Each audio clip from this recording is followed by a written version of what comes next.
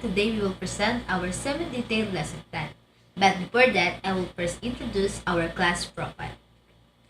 We have 25 grade 7 students. Their age ranges to 12 to 14 years old. We have 2 foreign students, 1 Korean and 1 Chinese. They are both female and can speak and understand English.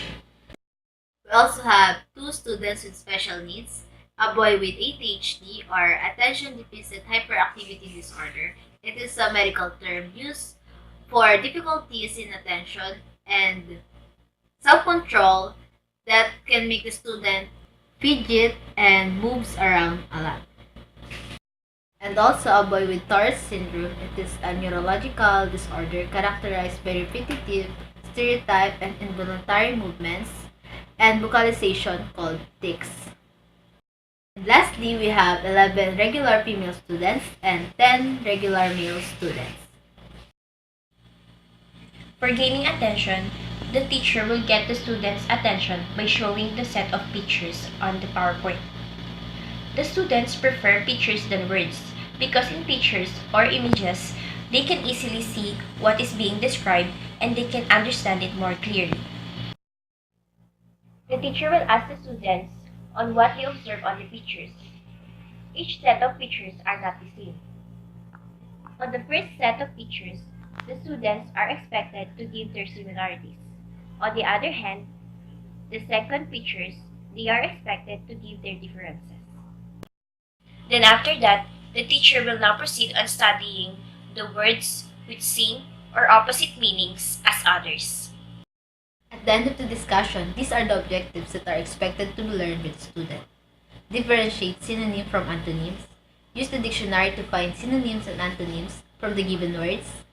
Identify the prefixes and suffixes used to form antonyms.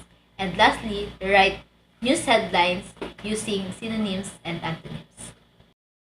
Recalling the previous lessons of the students, in this part, they already know about prefixes and suffixes. Prefixes, which refers to the affix attached at the beginning of the word, and suffixes refers to the affix attached at the end of words.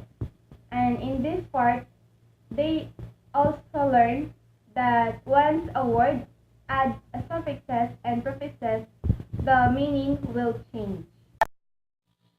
Next, the teacher will proceed into another lesson, but before the teacher will start the discussion, he or she will ask 10 volunteer students to have an activity.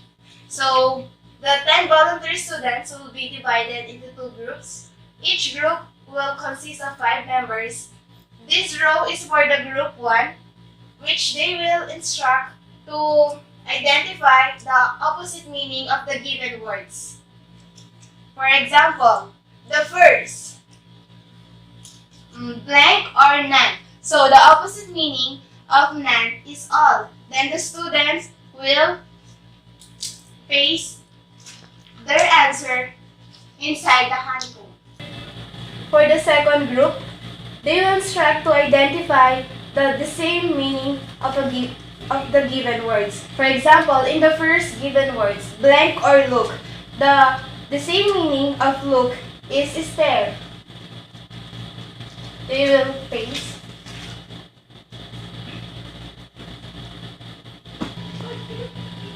And they need to accomplish and finish all these given words. Assuming that the students already finished the activity, and the teacher will ask the student to read downward the answers, and they will find out that there is a hidden words. The hidden word for the group 1 is antonyms. For the group 2, the hidden word is synonyms.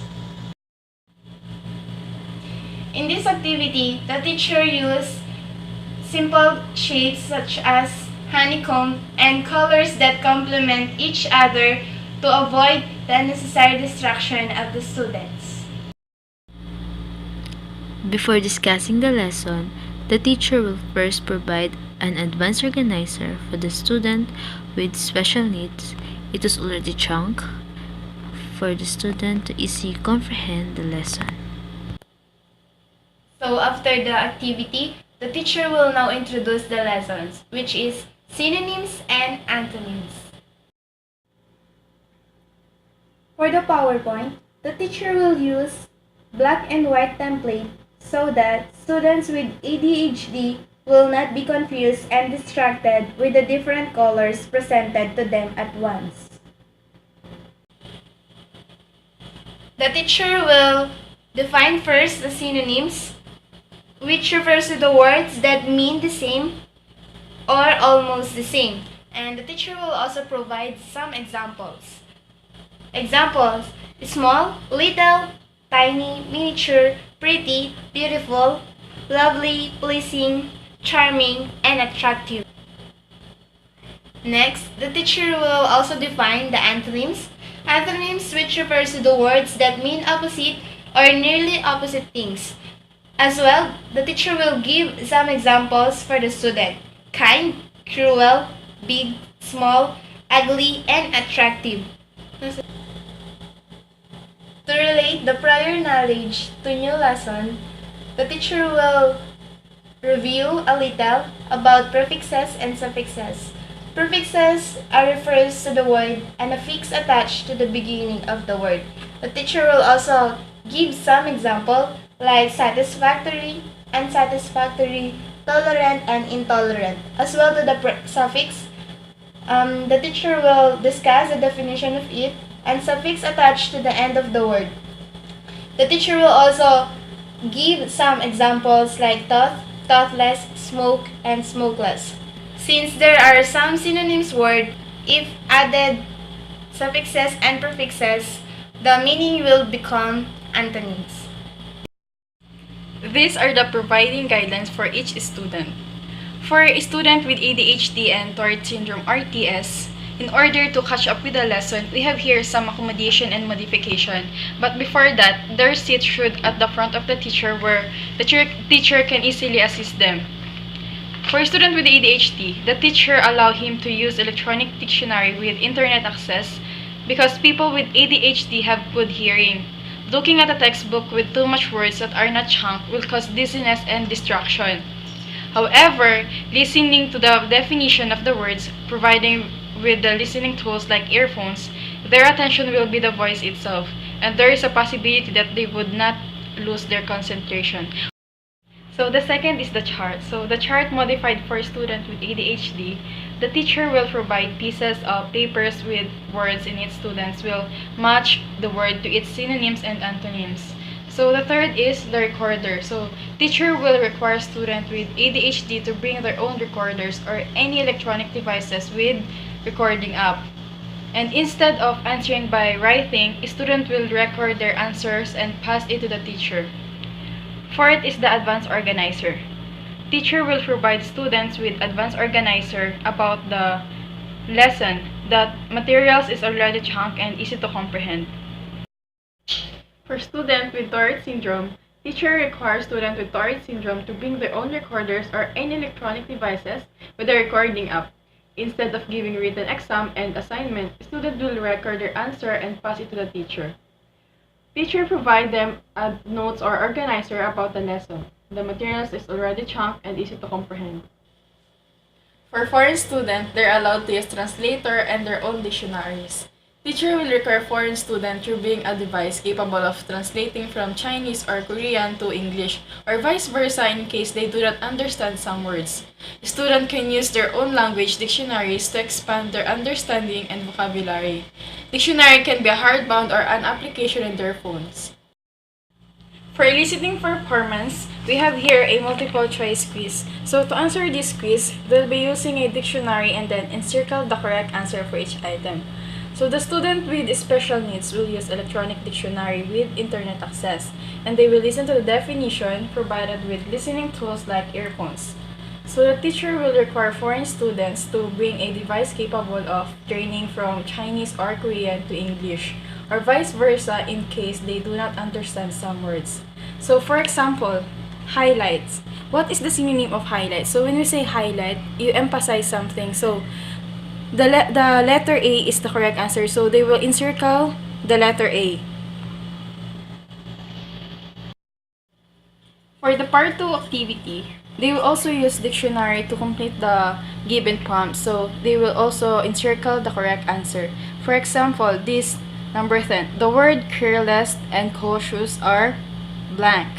If it is synonym or antonym. So when we say careless, the meaning of careless is not being careful. So while cautious is being extra careful. So the answer is antonym. So the students will encircle the letter B.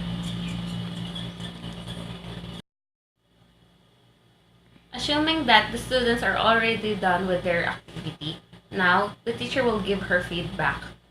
If the student's answer is all correct, she'll give compliments like good, very good, and excellent. But if their answers are wrong, the teacher will explain why the answer is wrong in a nice and proper way. She'll be using the kiss, kick, kiss method. And that way, students will not be disencouraged by their mistakes. Instead, they'll be motivated in doing their best. Now, the teacher will provide worksheets for her students. For regular students, they will write their answers in the worksheet. For students with ADHD and Tourette syndrome, they will be also provided worksheets. However, the teacher will require them to bring their own recorders. They can be cell phones or any devices with a recording app. The students will record their answers and pass them to the teacher. However, the worksheets for regular students and students with ADHD and Tourette syndrome are different. As we could see here in part 1, there is a box and a cloud. People with ADHD and Tourette syndrome prefer attractive shapes like this cloud. It can be stars or hearts. And we could see here in this paper that there are lesser items than the paper of the regular students. What we did here is already accommodation. But for part 2 and part 3, students with ADHD and Tourette syndrome will be taking the same items as the regular students. However, their answers would be recorded. They will be using their recorders.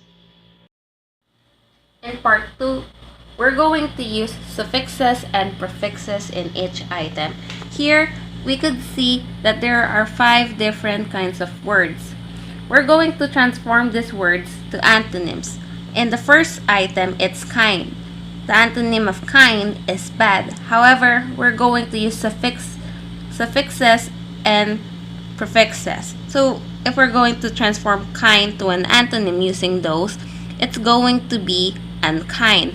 Unkind has the same meaning as bad. So, they're going to transform other items using prefixes and suffixes. For part 3, teacher provided headlines from newspapers from each item. There are different kinds of headlines and there is an underlined word for each item. For the underlined word, you're going to replace this underlined word to a synonym or to an antonym of their choice. For example, Metro Manila's temperature may hit 38 degrees Celsius. Hit is the underlined word. If we're going to transform this to a synonym, Metro Manila's temperature may strike 38 degrees Celsius. The meaning of the headline did not change even if we changed the word itself. But if it's an antonym, Metro Manila's temperature may fall 38 degrees Celsius. Fall is the antonym of hit. It means to decrease. Remember, there are special words that has more than one meaning, and understanding the whole sentence can help the student identify the words properly.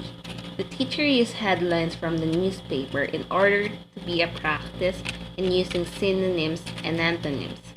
In the future, students might encounter some difficult words in articles, books, or even newspapers, and they might not understand the whole meaning if they can't identify the word. Using synonyms and antonyms can help them identify the meaning of the word and its context. And if it's practiced early, students won't have any difficulties or trouble in reading and understanding different kinds of context because they have broadened up their vocabularies. After discussing the lessons, the teacher will give an assignments. This is the assignments for students with disabilities. The number of items that they're going to answer are much lesser compared to the assignments that was given to the regular students.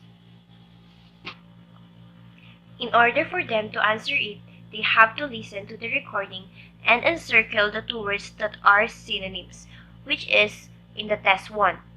In the test 2, they will also listen to the given recording and encircle the two words that are antonyms.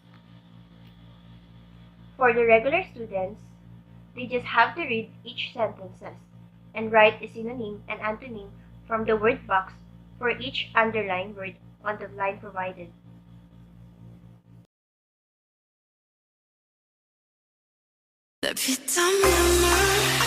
내 마지막 춤을 다 가져가